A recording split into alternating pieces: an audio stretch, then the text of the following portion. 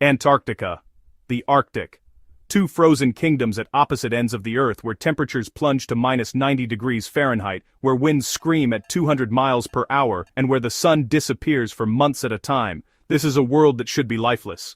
And yet, three creatures have not just survived here. They've thrived. The penguin, the polar bear, and the seal. This is how they conquered the impossible. Let's start with perhaps the most unlikely survivor of all, the penguin, a bird that cannot fly, living in the coldest place on Earth.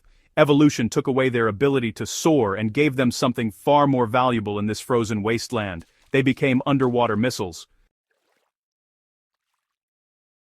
Emperor penguins can dive to depths of over 1,800 feet. That's deeper than most submarines operated during World War II. They hold their breath for over 20 minutes. Their bones are solid, not hollow like other birds, which makes them negatively buoyant. They sink like stones, which saves energy when diving for fish and squid in the Antarctic waters. But the real genius is in their feathers. A penguin has about 100 feathers per square inch. That's more than any other bird species on the planet. These feathers overlap like roof tiles, creating a waterproof barrier. Underneath, a layer of air trapped against the skin acts as insulation. And beneath that, a thick layer of blubber. 3 defense systems against water that's cold enough to kill a human in minutes. Then there's the Huddle. When Antarctic winter arrives and temperatures drop to minus 70 degrees with winds that could, honestly, knock you off your feet, thousands of male emperor penguins form a living fortress. They pack together so tightly that from above, they look like a single organism. The penguins on the outside shield those on the inside. But here's what makes it brilliant. They rotate. Every penguin takes a turn on the brutal exterior, then moves to the warm interior where temperatures can be, believe it or not, 70 degrees warmer. It's democracy in its purest form, survival through cooperation.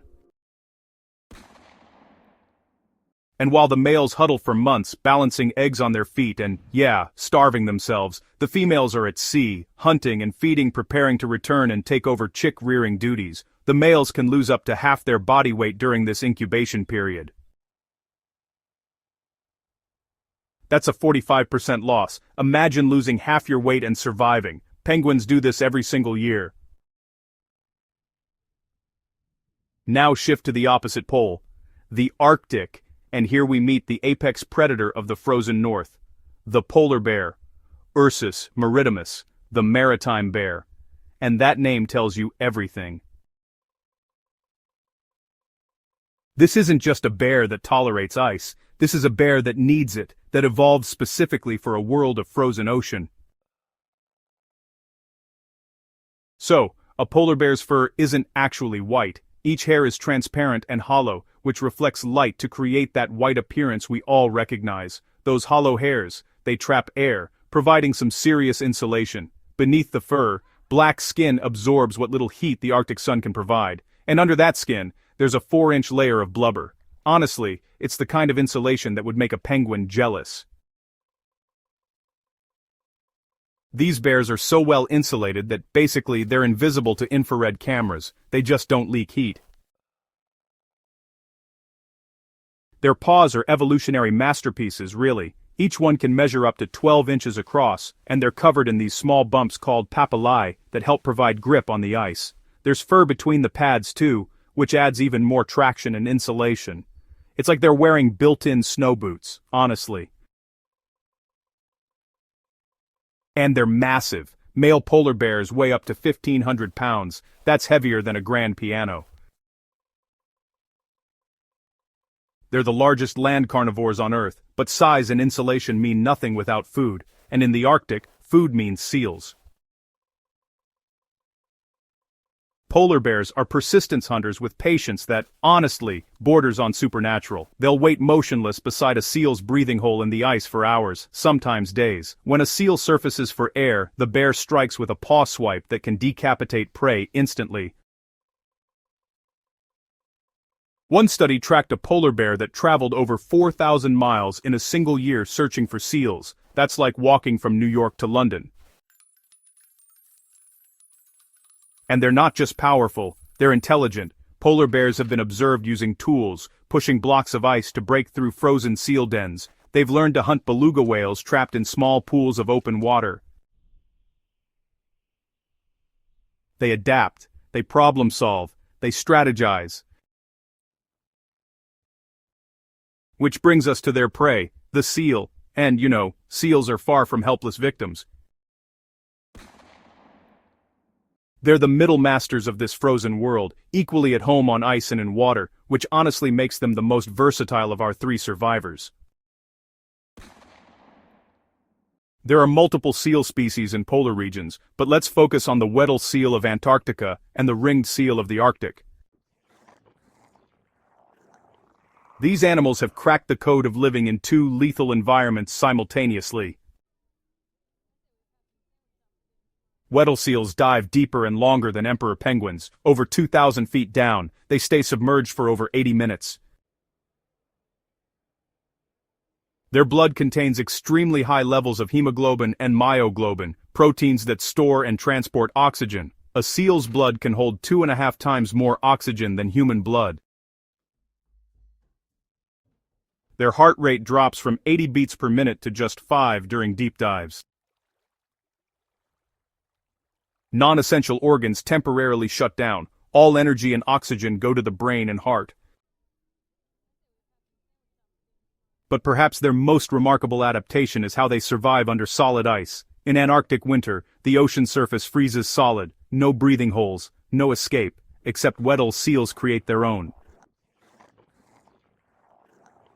They use their front teeth to grind breathing holes in ice up to 7 feet thick. They maintain these holes throughout winter, constantly grinding as the ice tries to seal them shut. It's brutal on their teeth. Older seals often have worn, broken teeth from years of ice grinding, but it keeps them alive. Ringed seals in the Arctic face a different challenge.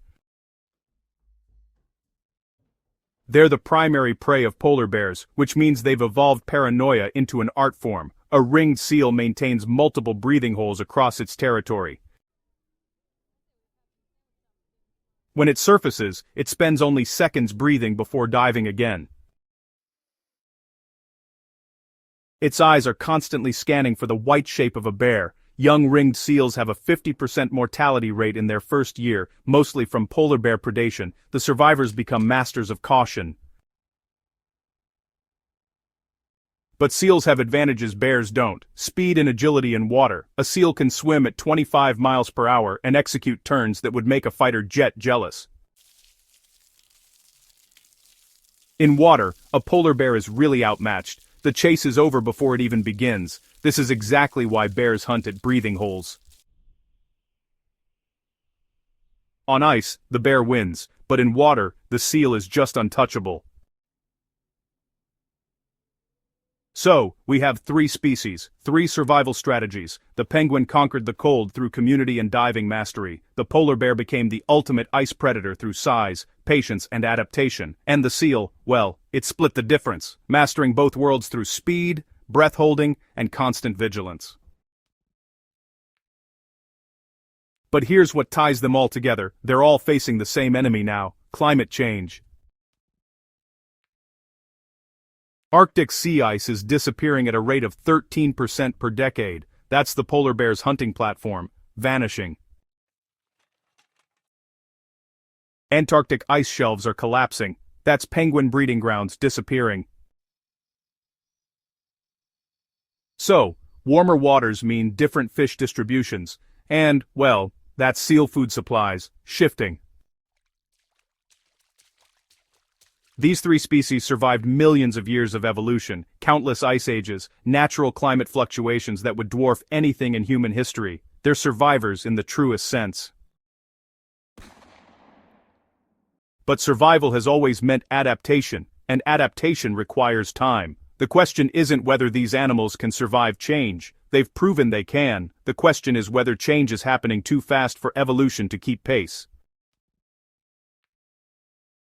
The penguin huddles against the storm. The polar bear waits by the breathing hole. The seal surfaces, takes a breath, and disappears back into the depths. Three survivors of the frozen world, masters of the impossible, and right now, they're teaching us the most important lesson of all. survival isn't about strength alone, it's about adaptation, and even the strongest species can fall if the world changes faster than they can evolve.